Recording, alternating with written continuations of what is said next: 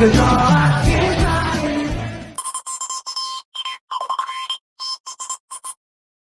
teman-teman, Assalamualaikum warahmatullahi wabarakatuh. Nah, baik, di sini saya akan menjelaskan tentang komunikasi daring. Yang pertama-tama saya akan menjelaskan tentang apa itu definisi komunikasi daring. Nah, komunikasi daring atau yang merupakan singkatan dari komunikasi dalam jaringan adalah cara komunikasi yang mana menyampaikan dan menerima pesan yang dilakukan dengan atau melalui jaringan internet. Nah, komunikasi yang terjadi pada dunia semua bisa disebut dengan dunia maya. Nah, baik, yang kedua ada yang namanya jenis komunikasi daring. Nah, jenis-jenis komunikasi daring ini dibagi menjadi dua. Yang pertama, komunikasi daring sinkron. Nah, komunikasi daring sinkron atau bersamaan merupakan komunikasi memakai komputer sebagai media yang terjadi dengan bersamaan dan waktu yang nyata atau real time. Dan yang kedua ada yang namanya komunikasi daring asinkron.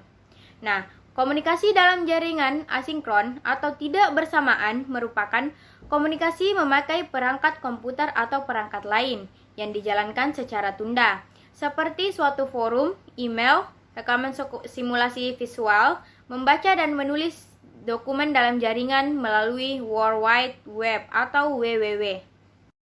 Nah, baik, yang ketiga, ada yang namanya kelebihan dan kelemahan komunikasi daring. Nah, komunikasi daring yang pertama tidak mewakili emosi pengguna. Maksudnya, informasi bicara, gerakan tubuh, raut muka adalah sulit dipahami oleh keduanya. Nah, yang kedua, memerlukan perangkat khusus.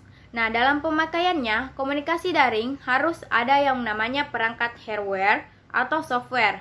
Dan yang ketiga, terlalu banyak informasi yang tidak penting. Maksudnya dalam komunikasi daring, seringkali informasi yang didapat menjadi terlalu banyak, sehingga membuat bingung si pembaca. Dan yang keempat, menyita konsentrasi. Nah, melaksanakan komunikasi daring tidak ada pada tempat dan waktu yang tepat. Dapat mengabaikan atau menunda hal yang lain, bahkan membahayakan orang lain maupun diri sendiri.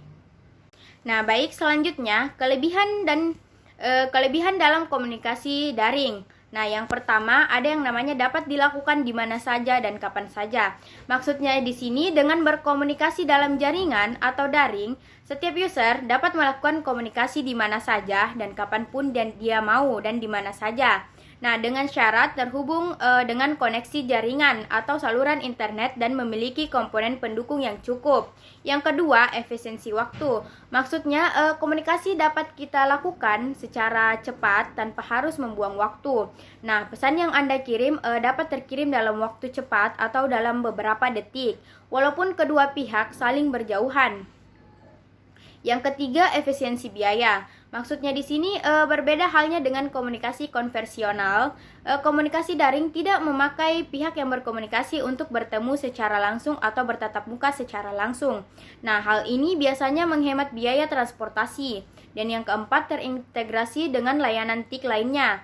Nah, maksudnya dengan menggunakan komunikasi daring, kita dapat memanfaatkan layanan TIK atau teknologi informasi komunikasi lainnya untuk mendukung kelengkapan dan pelaksanaan komunikasi tersebut. Nah, contohnya layanan yang dapat dipakai seperti berbagai layar, presentase, dokumen, dan yang lainnya. Dan yang kelima, meningkatkan intensitas komunikasi. Nah, komunikasi daring dapat mendorong orang yang biasanya diam di dunia nyata menjadi aktif saat berkomunikasi di dunia maya atau internet. Nah, dan yang terakhir, yang keenam, meningkatkan partisipasi. Dengan terbentuknya jalur komunikasi ini, akan semakin banyak orang yang dapat berpartisipasi dengan menggunakan layanan internet. Nah, yang terakhir, saya akan memberikan contoh-contoh apa saja yang digunakan dalam komunikasi daring atau yang sering dipakai dalam komunikasi daring di kehidupan sehari-hari. Yang pertama yaitu komunikasi sinkron chat. Yang kedua, komunikasi sinkron call. Dan yang ketiga, komunikasi sinkron video call atau biasa kita sebut dengan VC. Yang keempat, komunikasi sinkron video. Dan yang kelima, komunikasi asinkron chat. Dan yang keenam, komunikasi jaringan kerja. Dan yang ketujuh, komunikasi kelompok. Nah, mungkin itu saja yang bisa saya jelaskan. Lebih dan kurangnya mohon dimaafkan. Apabila ada kesalahan kata, mohon dimaklumi. Baik, sekian dari saya. Assalamualaikum warahmatullahi wabarakatuh. Bye-bye teman-teman, terima kasih.